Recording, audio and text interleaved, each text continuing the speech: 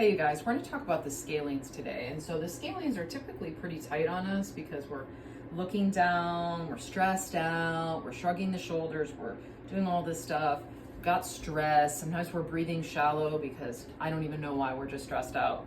So they become tight and it just creates a lot of pain, and it's something that's really common. It's a muscle that's really common that wants to just be released, I guess. And so we're gonna do some gentle self-myofascial release, which is an amazing tool for tight scalenes. Now we wanna be careful because the palpable area of the scalenes are located in an area where there's carotid artery, brachial plexus, and these are also just deep muscles into the side of your neck, and they just don't like to be messed with very much. So we're not looking for deep pressure here for various reasons, right?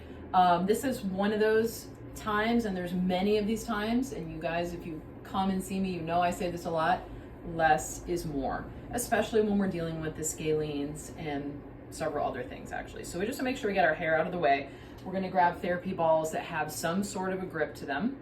You can use a yoga tune-up ball, you can use a pinky ball, it doesn't really matter. You can even use a tennis ball. Obviously you just don't want a ball that is super that has no give to it, or that is going to be painful in any way, right? So the best way to try to locate your scalenes for palpation is going to be to find your sternocleidomastoid. So if you kind of turn your head to the right and tip over to the left, you'll let that muscle go lax and you can pinch it. You think about the back of your neck here, sort of towards the back of your neck, you might be able to locate the edge of the upper trapezius. And in between those two spaces, if that makes sense to you, is where you can locate the palpation of your scalenes. If that doesn't make sense, find the corner of your mandible and then go down to where your collarbone is. And that's probably the best way to do it.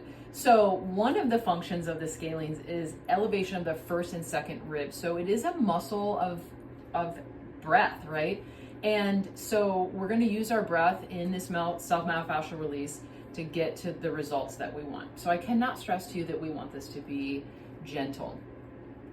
For the myofascial aspect of this, we're going to use a twisting motion, and you can kind of use it on the belly of your forearm and test it out. Just push gently and give it a twist, and you can maybe see my skin twisting.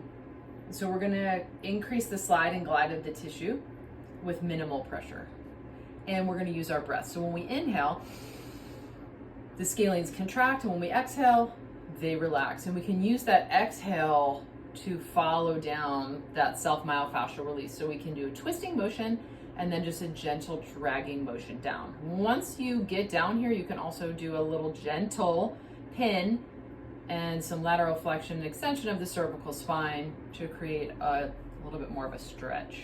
So find the area that you're working in and then take a full deep breath in. And then on the exhale, start to work down. You can repeat that 3 times, full deep breath in, contraction, and then on the exhale, myofascial release. So the nice thing about this is while we're doing this, we are conditioning our scalenes. We are releasing by contracting. We are taking a deep breath in. So it's not even just about this sort of manual myofascial release. It's also the idea of that breath work is super important for body work, whether it's being done to you, which is why it's annoying sometimes when I ask you to take a deep diaphragmatic breath, but there is always a reason why, and it's always for the betterment of you and making you feel better. So when you're doing self-myofascial release, especially in a situation like this where it's very, very applicable, go ahead and just take some time to take a few breaths, maybe on your own first, and then do it for the scalene release. So, I mean, just that little bit, that already felt better. And so happy scalenes.